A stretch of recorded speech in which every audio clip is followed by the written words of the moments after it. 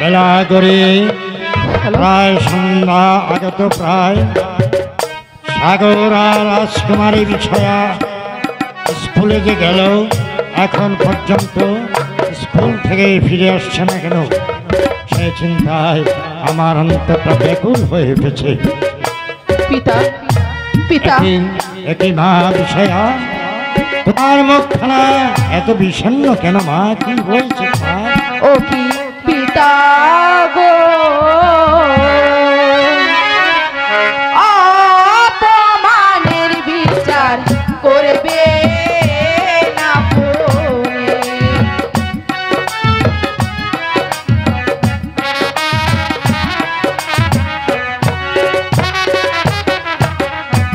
তাহার বিচার না করিলে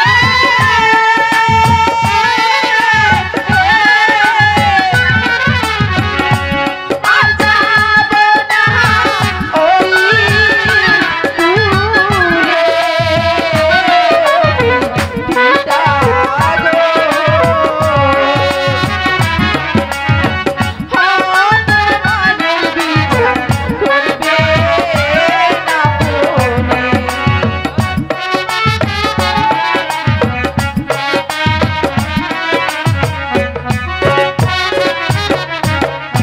ছোটবার কাল স্কুলেতে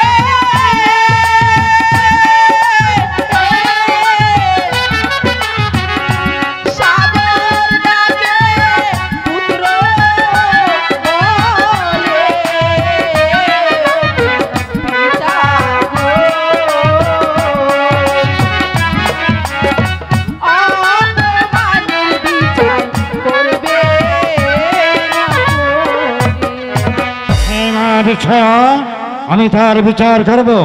এমন দুঃসাহস সামান্য একটা নফরের আমার বুকের জনকে সে সন্তান বলে দাবি করে, আর সেই শাস্তি হবে অতি ভয়ঙ্কর।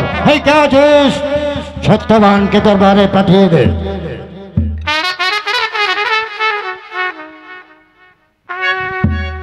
আমাকে ডেকেছিল মহারাজ। সত্যবান, বলো আমি যা জানতে চাই তুমি তার সঠিক জবাব দেবে। মহারাজ,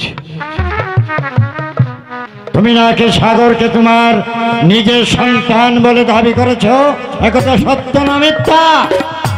মহারাজ, সত্যি সত্যি সাগর ভাষা আমার সন্তান।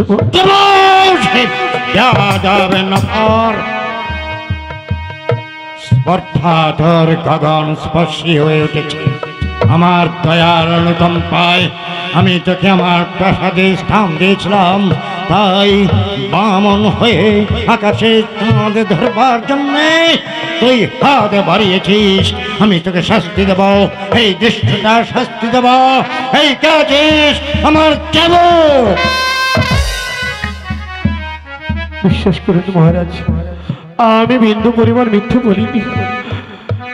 আমি সামান্য নফর, তুই নফর নফর হয়ে থাকবি। তাই তাই আমি তোকে এমন শাস্তি দেব, এই চাবুকের আঘাতে আঘাতে আমি তোর পিঠের চামড়া তুলে দেব।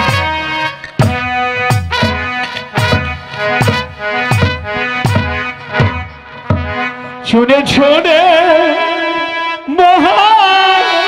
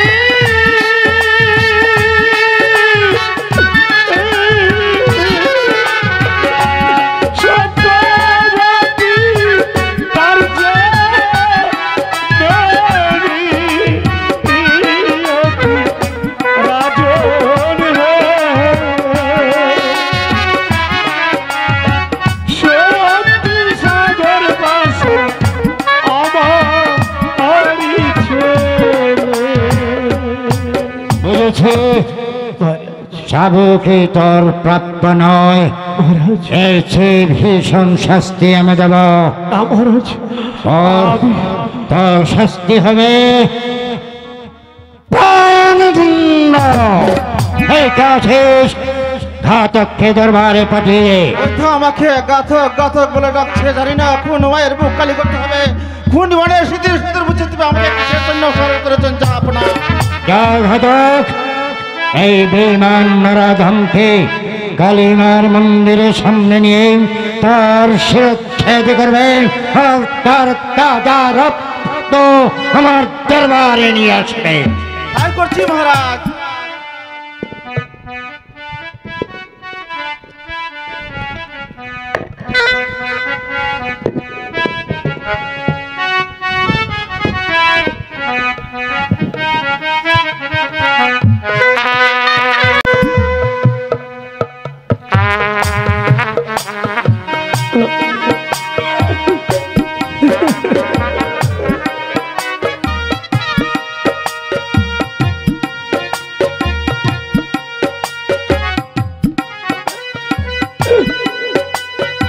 মহারাজ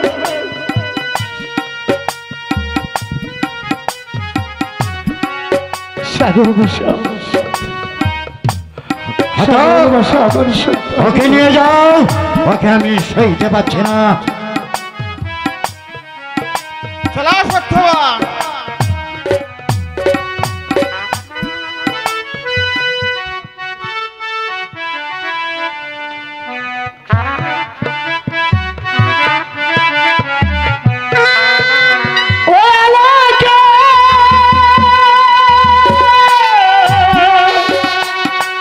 স্নান করে যেতে হবে জলের ঘরে।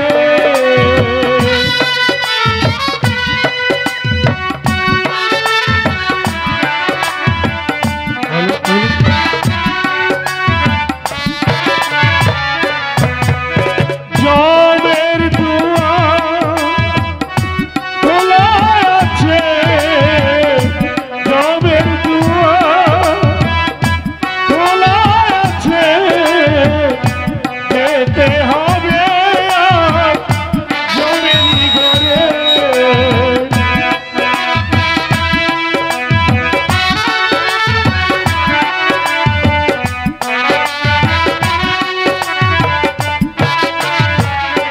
বলো থাকো বাচ্চা তুমি মহাসুখে, আমি মরি আজ দেখবে লোকে।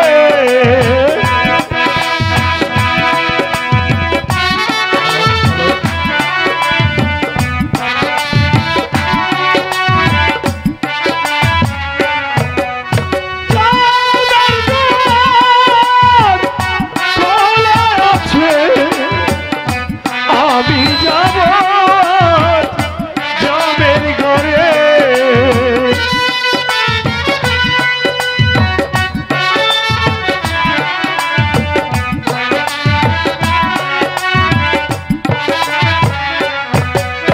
পিতা পিতা বলে ডাকবে কারে, নেই যে তোর পিতা এই সংসারে।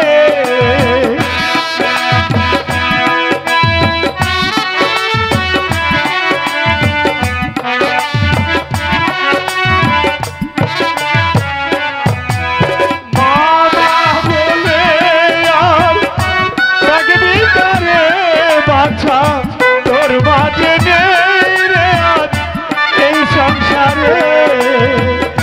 জমের দুয়ার খুলেছে, যেতে হবে আমায় জমের ঘরে। পিতা বলো সাগর। পিতা আমি নরবলি দেখতে যাব। না না সাগর, নরবলি দেখতে তুমি যাবে না।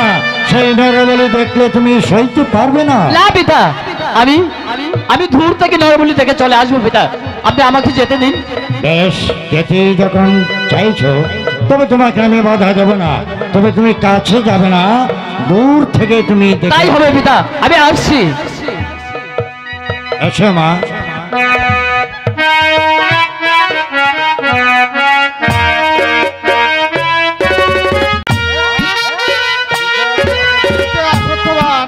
এইটাই কালীমার মন্দির। তোমার কি কিছু খেতে ইচ্ছা হয়? এই কৃষি মায়ের মন্দির, হ্যাঁ এটাই কালীমার মন্দির। এখানে বুঝি নরবলি হয়ে থাকে? হ্যাঁ এখানে নরবলি হয়ে থাকে। ওরে গাথু, আজ তো আমার জীবনের শেষ দিন। ওই তো মা হা করে তাকিয়ে আছে, আমার রক্ত খাবে বলে। আজ শেষ প্রান্তে এসে একটি কথা বলবো গাথু। হ্যাঁ বলো সত্যবান। শুধু একটি বার আমার মৃত্যুর পূর্বে আমার সাগর বাসাকে এনে দেবে। তা কখনো হবে না। ও কি গাতক রে, একবার এনে দে না সাগর বাসাকে। কখনো হবে না সত্যবান।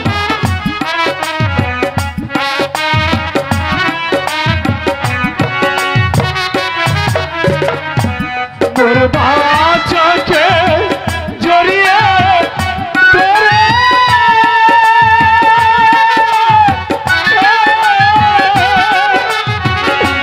জীবন দেব এই মন্দিরে।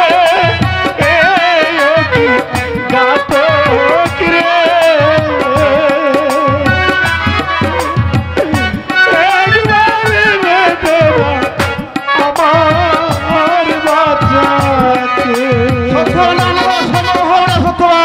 তুমি প্রস্তুত হয়ে যাও, এখানে তোমাকে হবে। তাই করো। শেষ প্রান্তে যখন আমার বাচ্চাকে আমি পাবো না, তাহলে মৃত্যু যে আমার শ্রেয়। ওগো মা, মাগো, এখানে হয়তো আর দেখা হবে না আমার সত্যবতীর সঙ্গে, আমার সাগর ভাষার সঙ্গে। তবে মা, আমি যদি স্বর্গবাসী হই, পরকালে যেন আমার সত্যবতীকে আর আমার সাগর ভাষাকে আমি পাই মা। পরকালে যেন আমার বাচ্চাকে আমি পাই মা। সত্যবান তুমি প্রস্তুত হয়ে যাও, এখানেও তোমাকে বলে দেওয়া হবে। জয় মা কালী। শান্ত হও ঘাতক। বলো বন্দি তোমার কাছে কি চায়? আমার কাছে চেয়েছে বন্দি সাগর বাসাকে সে একবার দেখবে। তুমি বন্দিকে, বন্দির মনের অভিলাষ পূর্ণ না হওয়া পর্যন্ত তুমি তাকে হত্যা করতে পারবে না। বন্দি চায় সাগর বাসাকে বুকে নিতে। সত্যি বন্দি, তুমি কি সাগর ভাষাকে বুকে নিতে চাও? এ বাচ্চা, শুধু একটি বার, এই শেষ প্রান্তে এসে শুধু একটি বার আমি তোকে বুকে জড়িয়ে ধরতে চাই রে বাজা। বন্দি এই চেয়ে দেখো, হ্যাঁ হ্যাঁ, তোমার সম্মুখে সাগর ভাষা দুহাত পেতে দাঁড়িয়েছে। নাও তোমার মনের অভিলাষ তুমি তো পূর্ণ কি করো। বাচ্চা রে,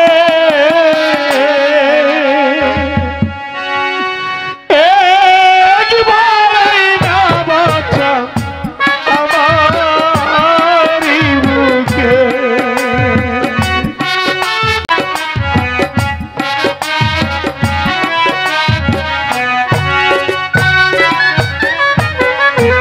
তোকে বুকে জড়িয়ে তোরে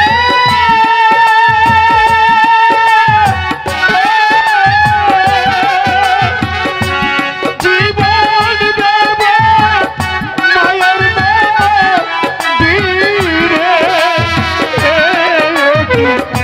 বাঁচা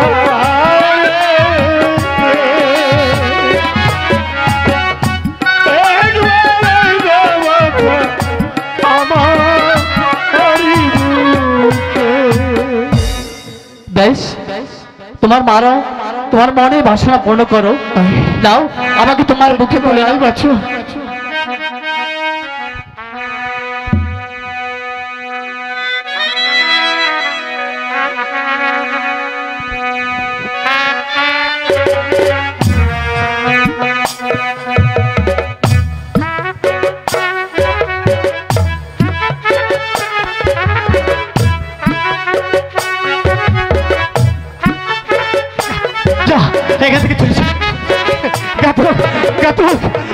আমার আর কোনো ইচ্ছে নেই ঘাতক। তুমি আমাকে হত্যা করো, তুমি আমাকে তাড়াতাড়ি হত্যা করো ঘাতক। জয় মা কালী। শান্ত হও ঘাতক। ও কি ঘাতক রে,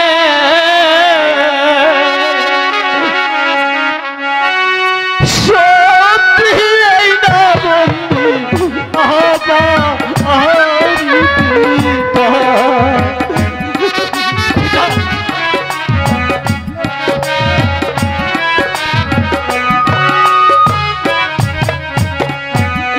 আমার খুদা আমার মায়াতে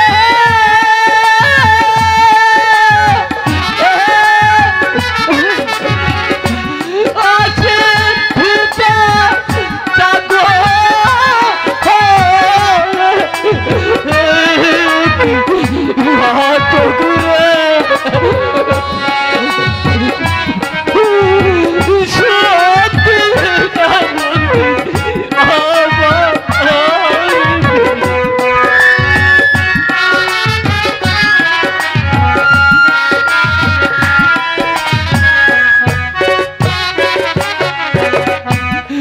আমার পিতা আমার মায়াতে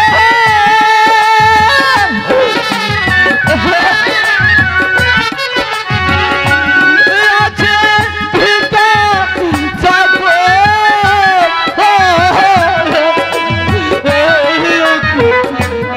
কুকুরে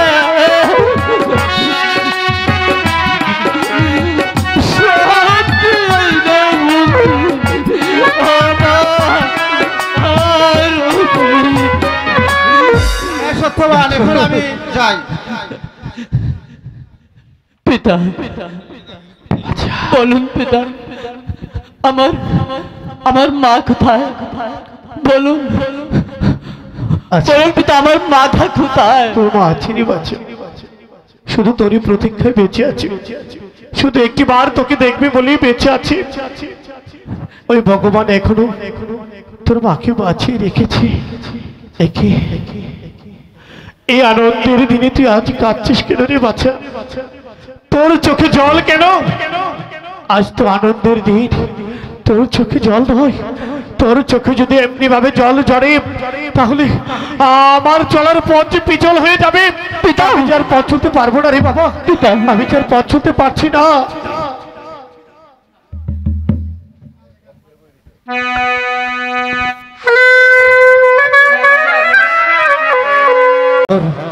সাগরে কি বলছে তার কথা শুনে আমার অন্তরে একটা বিরাট ঝড় বয়ে যাচ্ছে কেন মহারাজ? সত্যি তো দেবরগণ তাকে সাগর জলে কুড়িয়ে পেয়ে আমার কাছে বিক্রি করেছিল। আচ্ছা সত্যবান, সাগর যে তোমার সন্তান তার কোনো প্রমাণ আছে? মহারাজ আছে মহারাজ, তাহলে সে প্রমাণ তুমি তুলে বলো। তোমার পরিচয়, তোমার জীবন বৃত্তান্ত আমার কাছে খুলে বলো। আজ আপনি যাকে চাকর বলে জানেন, আজ আপনি যাকে গোলাম বলে জানেন, আজ আপনি যাকে পথের ভিখিরি বলে জানেন, আমি পথের ভিখিরি নয়, আমি গোলাম নয়, আমি চাকর নয় মহারাজ। কি বলছো তুমি সত্যবান? আমি হচ্ছি রাজা গদাধরের একমাত্র সন্তান যুবরাজ সত্যবান। কি বললে সত্যবান? হ্যাঁ মহারাজ, তুমি আমার বন্ধু মহারাজ গদাধরের পুত্র। তাহলে বলো বলো তোমার এই দশা কেন? একদিন হঠাৎ করে রাতের আধারে রাজা রণজিৎ সিংহ তার সৈন্য সমর্থ নিয়ে আমাদের রাজ্য আক্রমণ করি। তার সৈন্যের কাছে আমাদের সৈন্যরা পরাজিত হয়। আমার পিতা মাতাকে হত্যা করে রাজা রণজিৎ সিংহ আমি ওই সাগরের মাকে ধরে রাতের আধারে পালিয়ে যাই। হঠাৎ করে রাতের আধারে চলতে চলতে কখনো যেন সে রণজিৎ রাজার রাজ্যে প্রবেশ করি, নিজের অজান্তে, তাও বলতে পারছি না মহারাজ। সেখানে জঙ্গলের মধ্যে ছোট্ট একটা কুটিরে বেঁধে সেখানে আমি তার মাকে নিয়ে সংসার করি। আর সেই কুটিরে সাগরের জন্ম হয়। হঠাৎ করে একদিন রাজা রণজিৎ সিংহ আমার গৃহে প্রবেশ করে আশ্রয়ের জন্য আমি তাকে আশ্রয় দিলাম। কেন জানি, কি কারণে জানি, হঠাৎ করে আমাকে চাবুকের পর চাবুক মেরে আমাকে ঘরের কুটির সঙ্গে বেঁধে আমার স্ত্রী সত্যবতীকে ধরে নিয়ে যায় মহারাজ। তাকে নিয়ে সে কারাগারে নিক্ষেপ করে সেই কারাগারে আমার সাগর বাসার জন্ম হয়। শুধু তাই নয়, আমার সাগরকে হত্যা করার জন্য একটি নতুন পাতিলে ভরে ওকে ভাসিয়ে দিয়েছিল সাগর জলে। সাগর জলে ভাসতে ভাসতে সে কখন আপনার রাজ্যে এসে প্রবেশ করি, আর আপনার রাজ্যের দেবরগণ ওই সাগরে মাছ ধরতে গিয়ে আমার সাগর বাসাকে কুড়িয়ে পাই।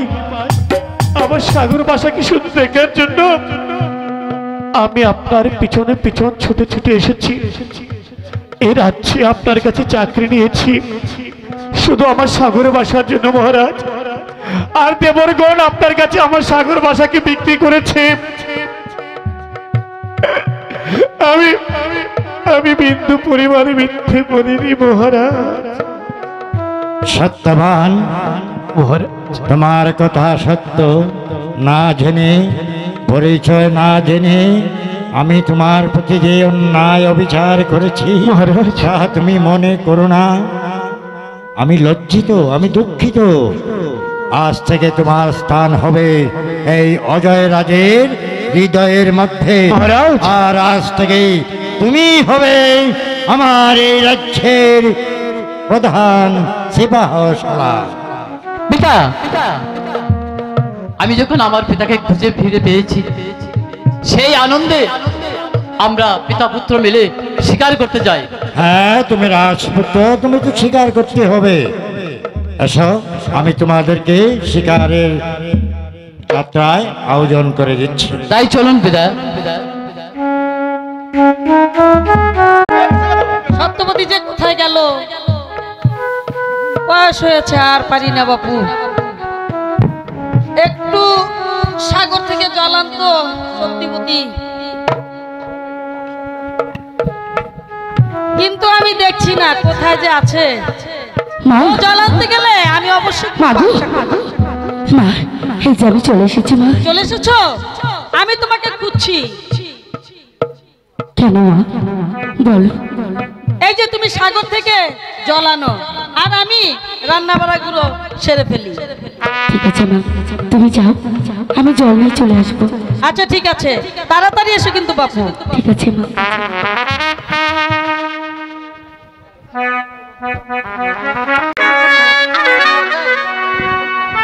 ওগো ঠাকুর, একটি একটি করে কতদিন চলে গেল। আমি না পেলাম বাবার স্বামীর খোঁজ, না পেলাম আমার সন্তানের খোঁজ। এই জীবন রেখে কি হবে? আমি কার কাছে বলবো আমার দুঃখের কথা? না না, বিলম্ব করে লাভ নেই। মা যে বলে গিয়েছে জল নিয়ে বাড়ি ফিরে যেতে। আমি জল নিয়ে বাড়ি ফিরে যাব।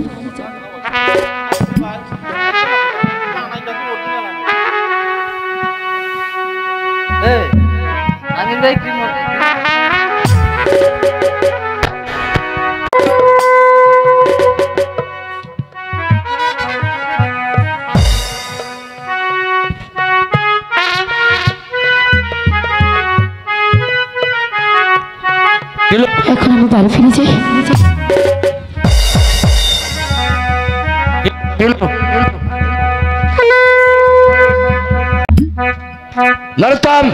মহারাজ, আমি লোক মুখে শুনতে পেয়েছি অজয় রাজ্যে নাকি সাগর বাস মহারাজ এখনো জীবিত আছে। এর কারণ আমি বুঝতে পারলাম না। একই বলে মহারাজ, ভগবান বাসুদেব বলেছেন রাকে হরি মারে খে, আর মারে হরি রাকে। নরোত্তম মহারাজ,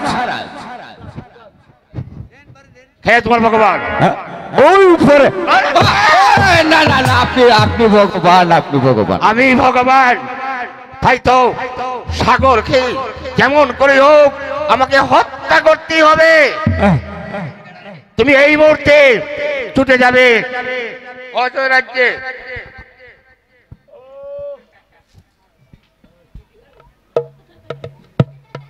রাজা অজয় সিংহকে আমার পত্র দিয়ে বলবে বীর দ্বারা যেন সাগরকে হত্যা করা হয়। এ হচ্ছে রাজা রণজিৎ সিংহের আদেশ।